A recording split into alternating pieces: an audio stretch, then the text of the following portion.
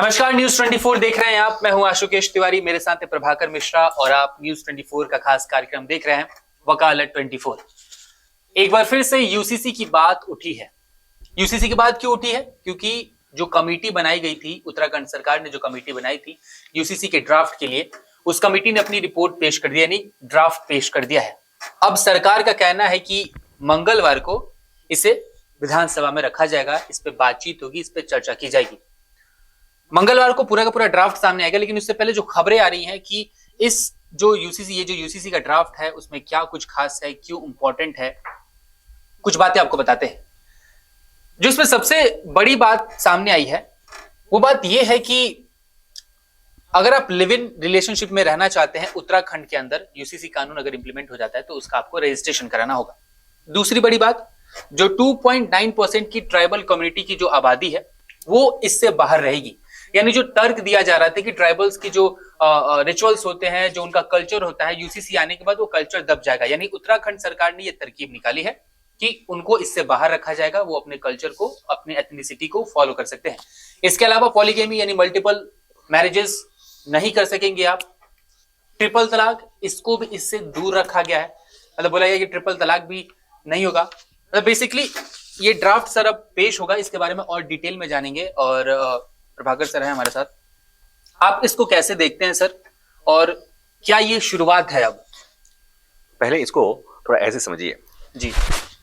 समान नागरिक संहिता, असर क्या होगा और इसके मायने क्या है जी।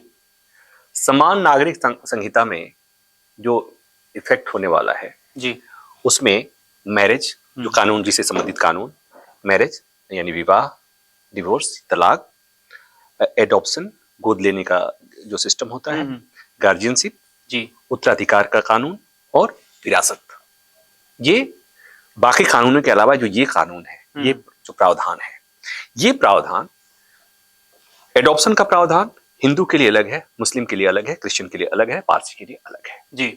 उत्तराधिकार के कानून सब अलग है, अलग है। उसी तरह से विरासत के लिए है, उसी तरह से विवाह के लिए है और उसी तरह से तलाक के लिए है। जी। अब विवाह के लिए कैसे है? हिंदू धर्म में लड़की की शादी की उम्र 18 साल, लड़के की 21 साल। ये मांग हो रही कि दोनों की सेम कर दी जाए। उत्तराखंड में जो ड्राफ्ट आया है उसमें कहा गया है कि सभी के लिए एक लीगल एज तय की जाएगी और वो होगी 21 साल जी। और जैसा आपने कहा ट्राइब्स को अलग कर दिया जाएगा। अब 21 साल कर दिया जाएगा। हिंदुओं में पहले से 18 और 21 है, यहां कोई विरोध नहीं, कुछ नहीं। लेकिन मुस्लिम लोग इसका विरोध करते रहे हैं। वहां पर क्या प्रावधान है कि किसी मुस्लिम लड़की में जो प्यूबर्टी की एज है, जैसे उसी माहवारी शुरू हो जाती है, उसी समय उसमें शादी की योग्यता आ जाती है जी। अब शादी की योग्यता आ जाती है मतलब वो 10 साल में शुरू हो जाए, 11 साल में शुरू हो जाए, 14 साल में शुरू हो जाए, ये सबसे बड़ा इंपैक्ट वहां जाता है, वहां पे पड़ेगा। ये हो गया शादी।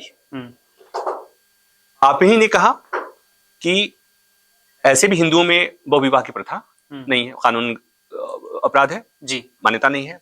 लेकिन इस्लाम में है, कहते हैं 4 साल तक कर सकते हैं। हालांकि ये बात और है कि एजुकेशन आने के बाद से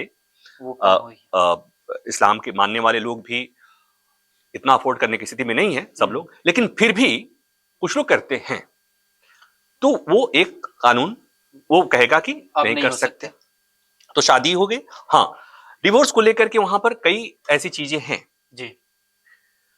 ट्रिपल तलाक को तो सुप्रीम कोर्ट ने, इंस्टेंट ट्रिपल तलाक था, सुप्रीम कोर्ट ने उसे स्टेक डाउन कर दिया था, उसे अपराध घोषित कर दिया था। लेकिन उसके अलावा भी वहां अलग अलग मुद्दा और पता नहीं क्या क्या और भी चीजें हैं। और एक वहां पर और भी है हलाला की जो प्रथा है, जिसको लेकर के सुप्रीम कोर्ट में चैलेंज किया गया है कि अगर पति ने पत्नी को तलाक दे दी और फिर दोबारा पत्नी उसके पास जाना चाहती है तो उसे एक दिन के लिए या फिर बीच में किसी और मौलवी से, किसी और से शादी करनी होगी। वो मतलब उसकी बड़ी आलोचना होती है। इवन इस्लाम में इस्लाम को मानने वाले भी इसके विरोध में रहे। तो हाँ, तो तलाक, शादी और तलाक के कानून सब में एक साथ हो जाएंगे। उसके बाद आती है गोद लेने का।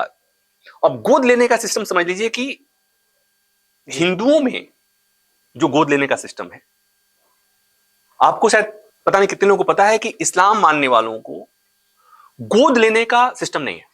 मतलब आप इस्लाम में गोद नहीं ले सकते? गोद नहीं ले सकते। वहां पर जो गोद लेने का तरीका है वो ये है कि सेम कम्युनिटी के लोग, लीगल गार्जियन अगर है और उन कोई किसी के बच्चा अपना गोद देना चाहता है तो वो कर सकता है। मतलब पेरेंट्स के होते हुए ये वो देना चाहता है तो दे सकता है। एक माँ बाप अपना चाहता है कि हम दूसरे को दे दें, वो दे सकता है। लेकिन ऑर्फनेज से, अनाथ बच्चों से गोद लेने का रिवाज नहीं है। नहीं है, वहां हो जाएगा। उसके अलावा उत्तराधिकार, विरासत, महिलाओं का जो गुजारा भत्ता, ये सब सारी चीजें अब सेम हो जाएगी, वो यूसीसी हो जाएंगी, ये जो सिस्टम आया। एक बात और, जी, सब जगह उत्तराधिकार के अलग अलग नियम है। ये केवल हिंदू और मुसलमान का मसला नहीं है। मैं आपको ये बता दूं, मैं अगर आप इसे पढ़ेंगे ना जी, तो अलग अलग धर्मों में अलग अलग सिस्टम है। जैसे आपने कहा कि आदिवासियों में, ट्राइबल्स में अलग रखा गया है। वो रखने की वजह है, जब जब भारत में यूसीसी की बात आई जी, तो सबसे पहले यही कहा गया कि भारत विविध धर्म, विविध संस्कृति वाला देश है और कुछ ऐसे जनजातियां हैं जो जनजातियां ही हैं जिनके प्रोटेक्शन के लिए देश में कानून है। उनके लिए अलग से कानून बनाए गए कि उनको उनके सर्वाइवल के लिए, उनकी संस्कृति के प्रोटेक्शन के लिए उनके जो रीति रिवाज है उनमें छेड़छाड़ नहीं की जाए। इसलिए कि वो आदिम जनजाति है तो आदिम है, तो उनके प्रोटेक्शन के लिए उनके जो कल्चर है उनको अगर यूसीसी लागू कर दिया जाएगा, जब राष्ट्रीय स्तर पर इसकी बात होती है तो लागू कर दिया जाएगा तो वो खत्म हो जाएगा और वो बना रहना चाहिए। तो इसलिए उत्तराखंड सरकार ने एक वे आउट निकाला कि नहीं, उनको हम छोड़ दूर रखेंगे, उनको दूर रखेंगे। मसलन अगर आप पूर्वोत्तर भारत में जाएंगे तो वहां पर रिवाज है, आप देखोगे कि कहां कहां, जैसे मेघालय में है, अपने यहाँ उत्तराधिकार तय होता है दादा पापा ऐसे करके, मतलब पुरुष से चलते हुए आता है। वहां पर उत्तराधिकार तय होता है महिलाओं की तरफ से, मतलब आपके नानी ऐसा करके, हाँ ऐसा करके। एक जनजाति होती है, जैसे आपने सुना होगा उधर की जनजातियां हैं गारो, खासी, जैंतिया। गारोज में क्या होता है कि वहां पर शादी करने के बाद लड़का आता है लड़की के घर, लड़की मतलब दुल्हन ससुराल नहीं जाती है, लड़का ससुराल आता है। तो वहां कुछ चीजें ऐसी हैं जो आपको उसको अलग बनाती हैं। तो उन्होंने कहा कि नहीं, एक काम करो, इनको हम बाहर रखते हैं। इसलिए कि यूसीसी को लेकर जो बड़ा विरोध था वो ये इसको लेकर था, तो उसको इन्होंने सॉर्ट आउट कर दिया। लेकिन बाकी चीजें जब आप देखेंगे तो आपको लगेगा कि ये हिंदू, मतलब ये जो चर्चा होती है, जो बात है, जब भी यूसीसी की बात आती है तो लोग कहते हैं कि ये मुसलमानों को दबाने के लिए, उनके लिए ही इस तरह की व्यवस्था की गई है। लेकिन ऐसा नहीं है। पारसी में भी उत्तराधिकार के जो नियम है, विरासत के जो नियम है, वो हिंदुओं से अलग है। वहां पर भी महिलाओं के लिए जो हिंदू महिलाओं को जो अधिकार मिला हुआ है उस तरह का अधिकार वहां नहीं मिला हुआ है। तो ये प्रत्येक धर्म का अलग अलग हिसाब से, एडॉप्शन का भी है चाहे सक्सेशन का हो, सबका अलग अलग है। तो अब जब बनेगा लागू होने के बाद से, उत्तराखंड के लिए फिलहाल के लिए बात करें तो वो सब एक हो जाएगा। इंटरेस्टिंग क्या है? इंटरेस्टिंग ये है, लिव इन में रहने के लिए आपको रजिस्ट्रेशन कराना होगा। अब इसके मायने समझिए। अभी क्या था, एक लड़का एक लड़की दोनों साथ में एक शहर में रहते हैं, एक साथ नौकरी करते हैं चाहे जैसे भी, और वो जाते हैं और वो रह जाते हैं, और जब मन करता है वो चले जाते हैं सेपरेट, किसी को नहीं पता, कुछ नहीं पता। अभी क्या है कि जाने के लिए जब आप रहने जाएंगे तो आपको पुलिस में जाकर रजिस्ट्रेशन कराना होगा। आपको अपने बारे में, रजिस्ट्रेशन होने का मतलब होता है कि आप अपना डिटेल देंगे, लड़की का डिटेल रखेंगे, कुछ फैमिलीज के डिटेल्स होंगे, फैमिली के डिटेल्स होंगे, पुलिस में जानकारी जाएगी। अब एक बात सोचो कि एक लड़का इसलिए लिव इन में जाता है कि हमें हमारी कोई लायबिलिटी नहीं हो और हमको जब मन करे तब बाहर निकले। देखने में तो अच्छा लगता है कि जब शादी नहीं हुई तो हम निकल ही लेंगे, लेकिन अगर पुलिस में रजिस्ट्रेशन हो गया तो वहां पर वहीं से शुरुआत हो जाती है कि जब भी कोई विवाद होगा तो आप कानून के दायरे में आएंगे। अब ये बताओ, जो शादी से भागेगा या भाग रहा है या बचना चाहता है फॉर टाइम में, वो कैसे जाएगा पुलिस के पास ये कहने कि मेरा रजिस्ट्रेशन करा दो? जी, हम इनके साथ रहने और एक जाते, सबूत भी हो गया। एक सबूत हो गया। हालांकि इसका एक और फायदा हो गया, उसका एक फायदा ये हो गया कि लड़कियां जो सामान्यतया लिव इन में रहने या साथ में रहने के बाद से लंबे समय तक साथ रहती हैं और एक समय आने के बाद से वो आरोप लगा देती हैं कि इन्होंने हमारे साथ बला फुसला करके हमारे साथ शारीरिक संबंध बनाए, और मुझे लगता है कि वो एक सेल्फ डिक्लेरेशन भी हो जाएगा कि हाँ, हम तो अपनी अनुमति से रहने गए थे। तो एक मसला, हाँ। हालांकि इस मसले को कोर्ट ने समय समय पर सेटल आउट किया था कि अगर आप लंबे समय से साथ में रह रहे हैं तो आप रेप का चार्ज नहीं लगा सकते। हाई कोर्ट, सुप्रीम कोर्ट ने समय समय पर कह दिया था। लेकिन अब मुझे जो बात समझ में आती है कि इससे एक कमी होगी, मतलब जिसके पास बहुत ज्यादा कॉन्फिडेंस नहीं होगा ना, वो पुलिस के पास जाकर के लड़का लड़की ये कराए कि मतलब ये भी होता है ना सर कि आप पुलिस को पहले ही देखते हैं, जो आम लोग डर जाते हैं, फिर वो सोचते हैं कि मैंने तो कुछ किया नहीं, मैं डर क्यों रहा हूं। और फिर तो आपको एक लड़की को इंडिया में, मतलब हमारे कल्चर में, एक लड़की को आप लेके पुलिस स्टेशन जा रहे हो और खुद पुलिस को बता रहे हो कि मुझे इसके साथ रहना, डिक्लेरेशन साइन करना, वो तो और ये काम ही करेगा। तो ये क्या होगा, मुझे लग रहा है कि उत्तराखंड सरकार के इस कदम से ना वहां पर कम से कम हतोत्साहित होंगे लोग कि ठीक है यार मिल लेंगे, ये दिखाएंगे नहीं कि हम। सर उत्तराखंड को अगर हम इस नजरिए से भी देखें तो उसका पूरा का पूरा इकोनॉमी टूरिस्ट के हिसाब से चलता है। लोग वहां पे काफी बाहर के लोग भी जाके बसते हैं, रहते हैं। कई लोग ऐसे भी है जो क्लींजिंग के लिए महीने महीने दिन वहां पे रहते हैं। तो ये भी बहुत ही इंपॉर्टेंट होगा ये देखना कि अगर आप महीने 1.5 महीने के लिए जा रहे हैं, किसी के साथ रहने जा रहे हैं, वहां पे कुछ महीने के लिए रहने जा रहे हैं, तो क्या ये रेगुलेशन उनके लिए भी होगा? आई थिंक जब आप उसमें जब 2-4-5 दिन के लिए 10 दिन के लिए जाते हो तो वो टूरिस्ट की तरफ जा रहे हो, तो उसके लिए मुझे नहीं लगता है कि इसमें बहुत उस पर पाबंदी होगी, होटल्स वगैरह में वो तो नहीं आती है, वो सब नहीं आएंगी। वो टेम्पररी कुछ व्यवस्था बना दे, लेकिन वो उसके लिए नहीं है कि पता चला कि आपको चिंता करने की जरूरत नहीं है और आप लोगों को चिंता करने की जरूरत नहीं है कि अरे वहां जाएंगे अपने गर्लफ्रेंड के साथ जाएंगे तो वहां जाकर के ऐसा नहीं होने वाला। हाँ, अब आगे बताओ सर। अगला सवाल ये होगा कि पीएम मोदी भी टाइम पे भोपाल में भी उन्होंने बीजेपी कार्यकर्ताओं के साथ रैली की, तो वहां पे भी उन्होंने बोला कि एक हाउस में एक इंसान के लिए एक कानून और दूसरे इंसान के लिए दूसरा कानून कैसे हो सकता है, ऐसे हाउस नहीं चल सकता। उन्होंने संविधान का भी हवाला दिया कि संविधान में भी यूसीसी की बात कही गई है।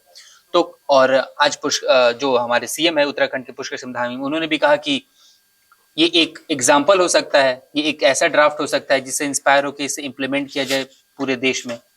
तो क्या ये पहली पहल है 2024 चुनाव से पहले बीजेपी की कि देखिए अब शुरुआत हो गई है, अंत तक पहुंचाएंगे?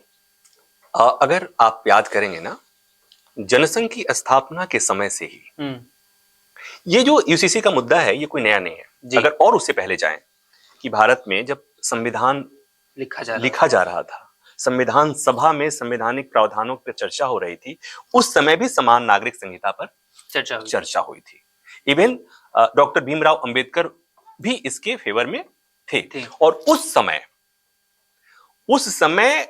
दोनों तरफ के लोग, ऐसा नहीं था कि केवल मतलब मुस्लिम सदस्य थे, वो तो मुखालफत कर ही रहे थे। हिंदू पक्ष के लोग भी कुछ ऐसे लोग थे जो इसकी मुखालफत कर रहे थे। और फिर आप देखेंगे, आप जब इतिहास पढ़ेंगे उस समय संवैधानिक उसमें, कि आपको एक वो है कि डॉक्टर भीमराव अंबेडकर कानून मंत्री के पद से इस्तीफा दे दिया था, मंत्रिमंडल से इस्तीफा दे दिया था, क्योंकि हिंदू कोड बिल वो लागू करना चाहते थे जिसका विरोध हो रहा था। वो क्यों विरोध हो रहा था? इसलिए विरोध हो रहा था कि वहां पर हिंदू कोड बिल के जो प्रावधान थे वो कुछ उस समय जो अभी आ गया है कि पुरुष और महिला समान होंगे, डाइवोर्स के दोनों को बराबर का अधिकार होगा, इस तरह के प्रोविजंस उसमें आ रहे थे। बहुविवाह, पुरुषों के बहुविवाह पर उस समय रोक लग रही थी, और उसके लिए उस समय हिंदू समाज जो था वो, चाहे उनके नेता जो थे वो रिलक्टेंट थे, उसके लिए तैयार नहीं थे।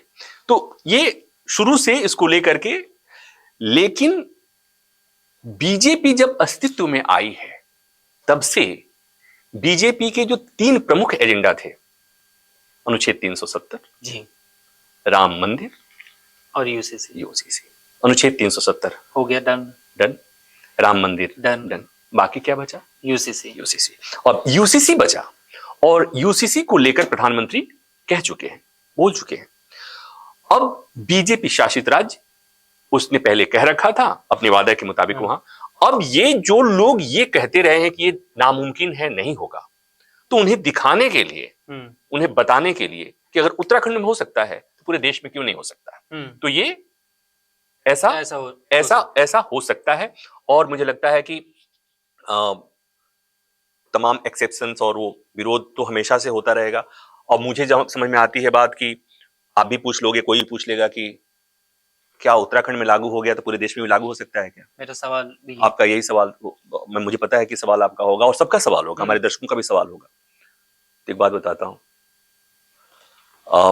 अनुच्छेद 370 हटेगा और इस तरह से हटेगा, कोई नहीं जानता था।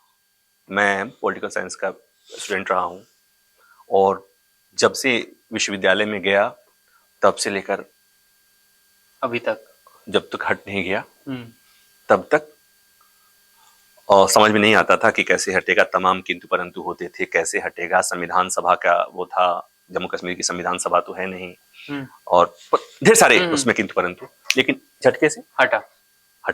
तो ये जो सवाल उठते हैं कि लागू होगा तो ये विरोध होगा, लागू होगा तो ये चीजें बदल जाएंगी, विविधता खत्म हो जाएगी, एक रास्ता निकाल दिया उसने, सरकार ने, और उत्तराखंड ने रास्ता एक निकाल दिया है, दिखा दिया है। तो मुझे लगता है कि ये भी हो सकता है, मुश्किल नहीं। मतलब और एक चीज और थोड़ा सा बीच में मैं एक और जोड़ दूं कि लॉ कमीशन, थोड़ा सा ये मामला इतना आसान नहीं है। जब आप स्टेप वाइज जाएंगे, आप तमाम प्रावधानों की बात करेंगे, तकनीकी बातों पर जाएंगे, तो फिर लगेगा कि बहुत मुश्किल है।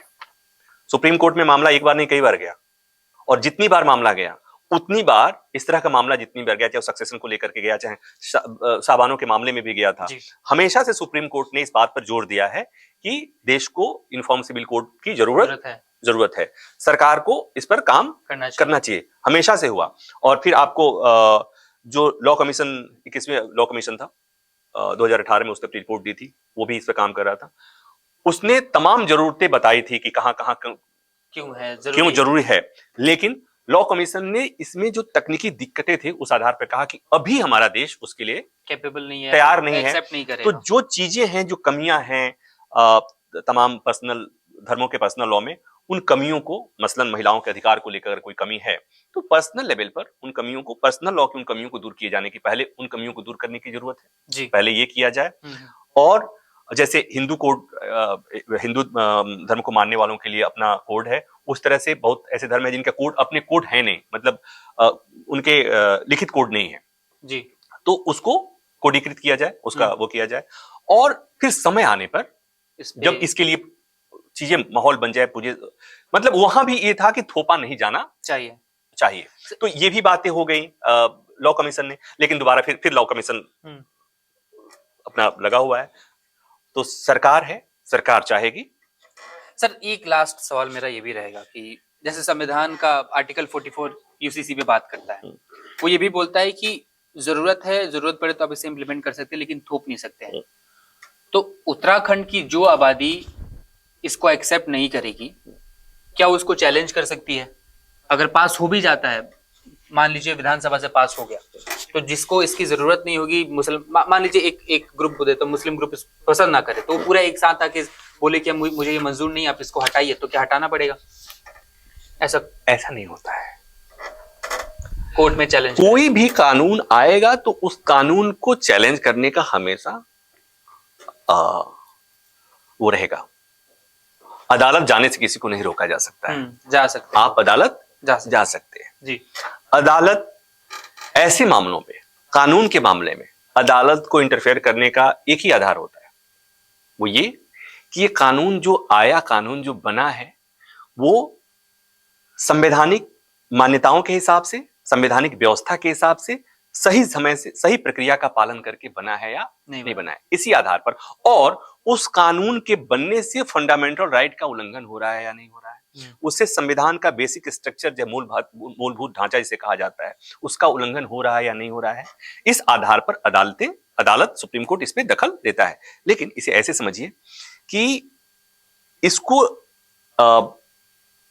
कंपल्सरी इसलिए नहीं किया गया कि जो फंडामेंटल राइट में तमाम प्रोविजंस ऐसे हैं जो यूसीसी के आने से जी उस पर असर पड़ेगा, धार्मिक स्वतंत्रता का अधिकार पर असर पड़ेगा, हाँ। पड़ेगा ही पड़ेगा। तो तो ऐसे कई चीजें हैं जिस पर असर पड़ेगा।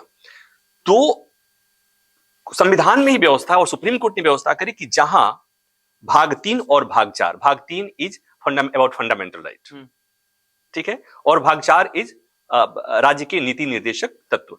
राज्य के नीति निर्देशक तत्व के अनुच्छेद 44 में इसकी बात की गई है, ये होगा ये होगा ये होगा, उसमें कि एक लाइन ये भी ये है कि देश को, राज्य मतलब देश को सामान्य नागरिक संहिता लागू करने की तरफ काम करना चाहिए, ऐसा करके।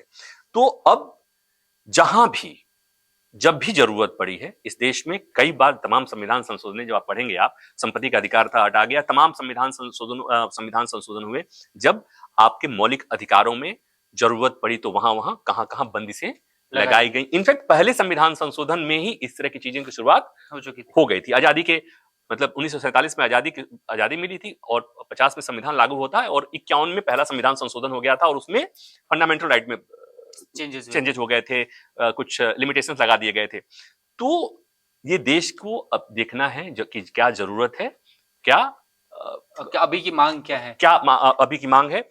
देश की अदालत ने, जैसा हमने कहा, ट्रिपल तलाक के मामले में सुप्रीम कोर्ट ने दखल दिया। उसके बाद सुप्रीम कोर्ट ने के बाद से संसद को भी कानून बनाना पड़ा, सुप्रीम जब स्ट्रक डाउन कर दिया, सुप्रीम कोर्ट ने कहा आप कानून बनाइए। तो ये सरकार चाहेगी तो उन जगहों पर, इसमें बहुत सारी चीजें आपको दिखेंगे कि ये एक मिसअंडरस्टैंडिंग है कि ये केवल एक धर्म के उसको रिप्रेजेंट करता है। पारसी, मैं आपको अगर दिखाऊं कि पारसी उसमें हिंदू सक्सेशन एक्ट के अलावे कुछ ऐसे आपको मिल जाएंगे जहां पर कि पारसी में देख लीजिए, जैसे एडॉप्शन लॉ का जो मैं कह रहा था कि हिंदू से इस्लाम में अलग क्या है, और यहां पर है कि पारसी में क्या है कि गोद ली हुई बच्ची को कोई राइट नहीं होता है। मतलब जिस फैमिली ने गोद लिया उसका कुछ भी नहीं जी, अगर किसी बच्चे को गोद लिया गया, बच्ची को गोद लिया गया है, उसके पास राइट नहीं होता, कोई भी राइट। हाँ, और बेटे को राइट क्या होता है, पिता का लास्ट राइट्स, उसके लिए उसको अधिकार होता है, बेटी को अगर गोद ली हुई बेटी है तो उसको, तो ये है असमानता है जी। तो ये केवल हिंदू मुसलमान का मसला नहीं है, ये सभी धर्मों को लेकर के मसला है। और मुझे लगता है कि जिस भी धर्म में जी किसी भी व्यक्ति लिंग से किसी तरह से विभेद हो रहा है, भेदभाव हो रहा है, तो उसे नहीं रहना चाहिए। और मैं फिर एक बात कह रहा हूं, मैंने जैसे जब पहले कहा कि हिंदू धर्म में तमाम कुरीतियां थी, तमाम कमियां थी, बदलने को तैयार नहीं थे। हिंदू कोड बिल के जो हम चर्चा कर रहे थे, लेकिन धीरे धीरे समय ने उन्हें समझाया और बदला भी, उसे स्वीकार भी किया गया। मुझे लगता है कि जिस समाज में भी कमियां हैं उसे खुले दिल से एक्सेप्ट करना चाहिए और बदलने के लिए तैयार होना चाहिए। मतलब मंगलवार को ये ड्राफ्ट पेश होगा, देखते हैं और क्या क्या नियम होंगे, क्या क्या प्रावधान होंगे, कितने लोगों से बातचीत की गई। जो आंकड़े हमारे से पास आए वो बोल रहे हैं कि लगभग 2,30,000 के आसपास सजेशंस मिले थे, 60 से ज्यादा मीटिंग्स की गई थी, 60,000 से ज्यादा लोगों से मिला गया, करीब 10% परिवारों से कंसल्ट किया, उसका वो हुआ था। और उसके बाद से इस ड्राफ्ट को तैयार किया गया है। ट्यूसडे ये ड्राफ्ट आएगा, पेश होगा, फ्लोर पे रखा जाएगा, उस दिन भी हम आपके पास आएंगे और इसके बारे में एक बार फिर से चर्चा करेंगे। फिलहाल इस वीडियो में इतना ही, नमस्कार।